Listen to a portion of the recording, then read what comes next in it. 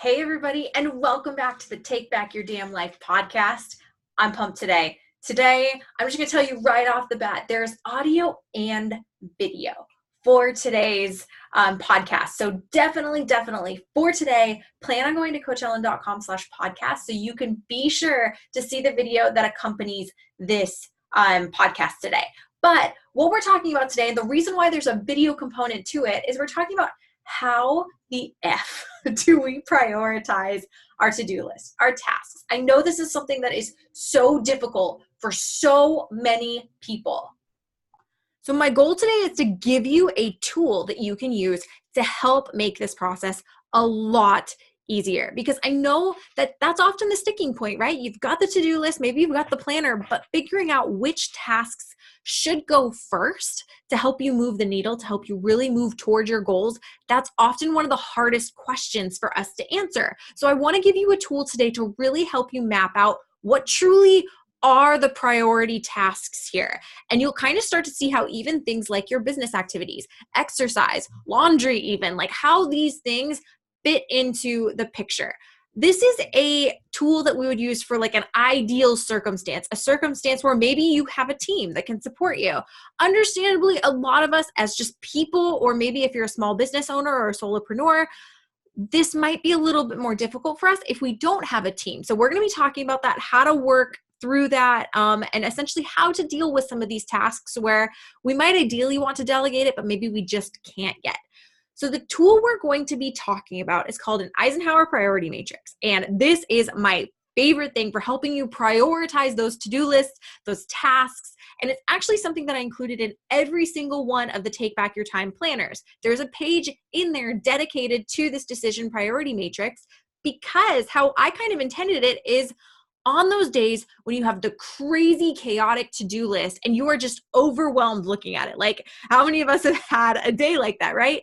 If you've ever had a day like that where you're just overwhelmed looking at this never-ending to-do list in front of you, this is a great time to utilize this priority matrix, because it's going to help you decide which tasks you need to do first, which tasks to schedule later, all that jazz. So it's a really useful tool for that particular circumstance. But in general, maybe this is a tool that you bust out like at the beginning of each month or at the beginning of each week, so that you can decide which tasks to prioritize that week and then which task not to. So you can use it on a daily basis, a weekly basis, a monthly basis to help you essentially structure how you're going to approach your to-do list for the day. So for those of you who are just listening to the audio of this, I'm going to explain this as in detail as possible. But again, there is a video component of this. Head to coachellen.com/podcast and you will find the video or the show notes for today's episode. In there, there's going to be a video. So if you're ever a little bit confused about what I'm talking about, highly recommend you check out that video. It's going to be super helpful. But again, I'm going to do my best to really make sure that I explain it thoroughly enough so that you know exactly what we're talking about here, and that you don't need the video. That's kind of the goal here. But in case you do, for those of you that are watching the video, I'm going to go ahead and share my screen with you so that you can see what I'm looking at here. So this is a decision priority matrix. This decision priority matrix is essentially, think of it like a square. And it's a square that you've drawn a horizontal line through and a vertical line through. So now you've got 4 little individual squares inside your larger square. Now, the top right square is going to be the urgent and important box. This is for your activities that are both urgent and important, and we're going to talk about what some examples of those might be. The top right square is the not urgent but important box. And again, we'll talk about some examples. And then you have urgent, not important in the bottom left, and not urgent, not important in the bottom right. So how you would set this up, if you guys are listening, is draw a square on a piece of paper and draw a line, a vertical line down the middle and a horizontal line across the middle. You're going to label the left side of that square important on the top and not important on the bottom. And you're going to label the top of that square urgent on the left and not urgent on the right. So take a second to do that. If you're just listening to this, label the square exactly as I described. Or if you're feeling particularly like, I don't want to write this out, maybe you're in a car, just plan on Googling Eisenhower priority matrix later, okay? But that paints a picture of what this looks like. But essentially, how do we use this? So we are going to start with the top left quadrant here, explaining and describing how this works. So the top left quadrant in this matrix is labeled urgent and important. These are your tasks that are both urgent, meaning that they have a deadline, but they're also important, meaning these are things that you value. These are things that are very important to you, to your life, to perhaps your work, whatever. But these are things that are you consider to be both important to you, but they also have that urgency. There's a deadline. So this is what we call the do it category. Items that fall into this category are things that we want to make sure we do, and we want to do ASAP. They're things that have a clear deadline and things that have consequences if we don't follow through on doing them. So stuff that falls into this category is going to have those definitions. So it's urgent, it's got a deadline, and it's important.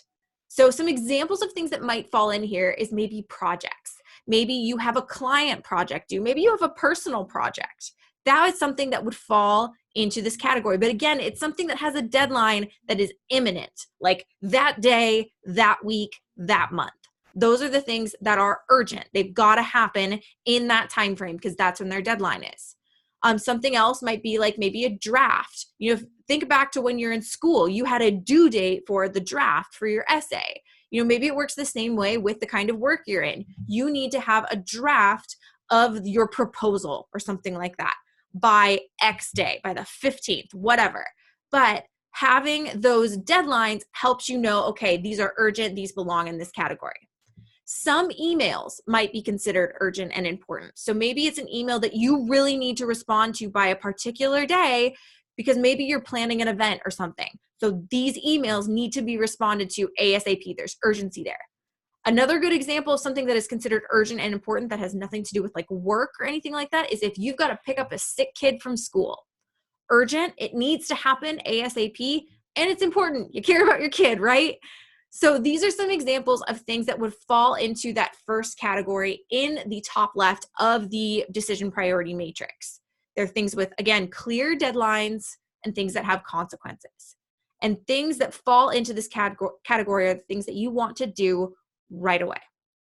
So now let's look at the next category. So the next category is the top right of the decision priority matrix. These are things that aren't urgent, so they're not urgent, but they are still important activities. So this is what we call the schedule it category. So these are things that maybe they have set deadlines, but they're more things that are going to bring you closer to your goal. These are the items that we tend to procrastinate on. There are things like strategic planning, like planning out, okay, when am I going to work on these things? There are things like personal and professional development fall into this category, the not urgent but important category. Networking might fall into this category depending upon the profession that you're in. Exercise. Exercise is a great example of a personal item that would fall into this category. Things that fall into this category, which those are some examples, these are things that we want to schedule. They may not be something that, it's going to get done ASAP, like first thing in the morning on any given day, but they are things that we want to make sure that we're scheduling into our day. For example, my exercise, I've scheduled that in throughout my week. I basically know from Sunday night or Monday morning, depending upon when I do my weekly review, when I'm going to exercise any given day of that week. Professional development and personal development are the exact same way. I basically know at the beginning of the week, because I blocked it out in my calendar, when I'm going to work on my personal and professional development. So these are all things that are going to fall into that not urgent but important category, the top right of our decision priority matrix. So first category was our do it category. There are things that have clear deadlines and consequences, like picking up a sick kid from school or, project deadlines. And then our second category is the schedule it category. They're not urgent, but they're important. Things like professional development, planning, and exercise. So now we're going to move into the categories that are not important. And our first one here is the bottom left. So right below our very first category, it's urgent, but it's not necessarily important. So these are things that need to be done, but maybe they don't specifically need you to do them.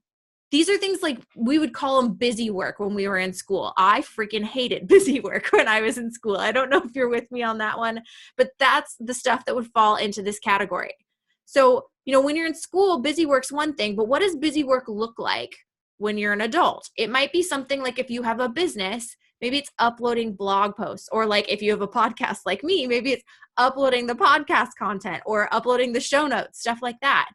It doesn't necessarily require me to do it. So that would be something that would fall into this category. Other examples are things like scheduling.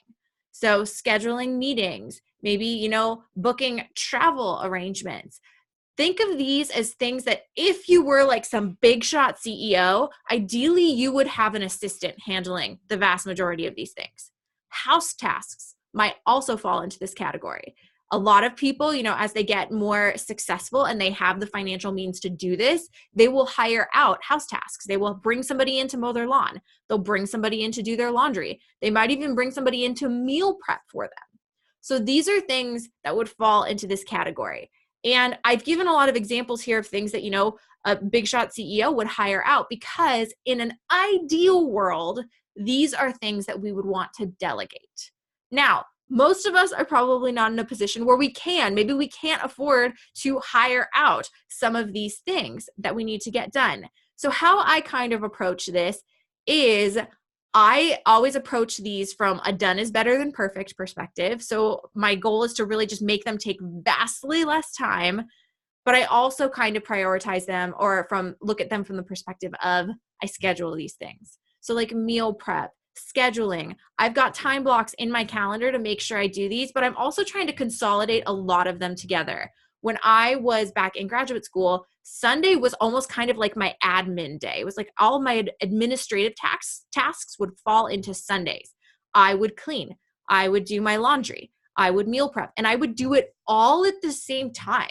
And it worked quite well, Meal prepping, when you're cooking things, there's usually a bit of hurry up and wait that's happening there. You put something on the stove, you wait for it to cook, or you put something in the oven and you wait for it to cook. There's downtime while you're waiting for it to cook. So go throw in a load of laundry. Once you throw in a load of laundry, there's downtime there. There's time for you to wait. So in those pockets of downtime, I would do other things like clean or plan or schedule. So I tried to, how I approach these things, because I'm also in a position where I can't delegate and hire out everything that I want to, I do my best to kind of consolidate them together to make it more efficient.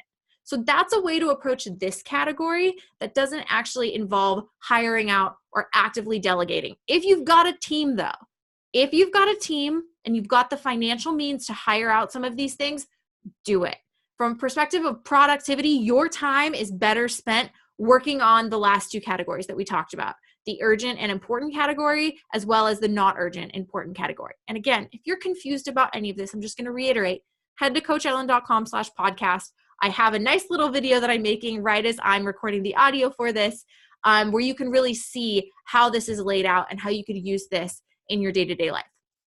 So now that brings us to our last category. Our last category is the things that aren't urgent and aren't important. And I bet you know exactly what I'm going to say about this category. Things that aren't urgent and aren't important, they periodically end up in our schedule or on our to-do list or whatever. But basically, these are things that are distractions that often make us feel worse after doing them. We feel like we've procrastinated. We feel like we've wasted our time. And if you're, somebody like me who productivity is so important to you, personal growth, taking action is so important to you, this is the stuff that after you do it, you're kind of mad at yourself for, right? So some things that fall into this category, things like social media. And another thing that I added was a lot of email falls into this category. So this is something, all of this stuff's okay in moderation. I freaking love Instagram. I'm always on Instagram. If you're not following me, follow me at Coach Ellen on Instagram. It's the best way to get to know me. It's the best way to see a glimpse into my day-to-day. I share a lot of my routines, my productivity tips in real time on Instagram.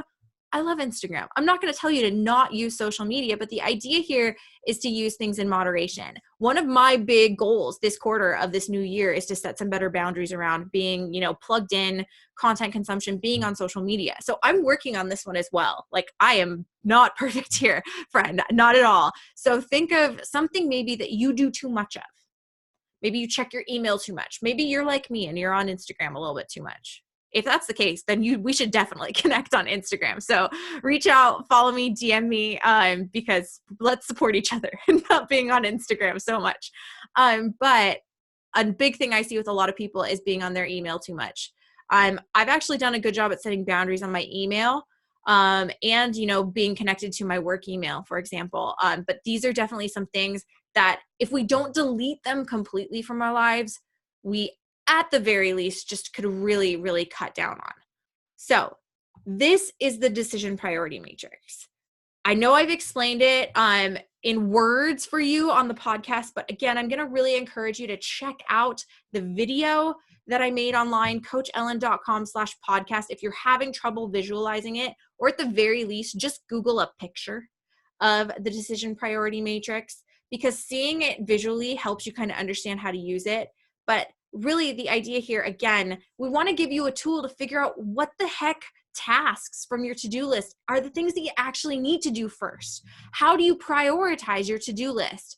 And the decision priority matrix, something for me, even if I'm not physically filling out the matrix, just thinking about the tasks from the perspective of what's actually urgent here and what's actually important here, that really, really helps me to make sure that I'm spending my time in the right places, prioritizing the right things. And sometimes that's the most difficult thing to navigate when it comes to your productivity and when it comes to your to-do list. So I hope this was so helpful to you. I hope you've headed over and checked out the video if you're at all confused, or of course, DM me on Instagram, send me a message at Coach Ellen if you have any questions about this. Maybe I'll make a little personal video for you and explain anything that you're confused about. So don't ever hesitate to reach out to me, but I hope you got so much out of this. And with that, I'll see you all next time. Bye.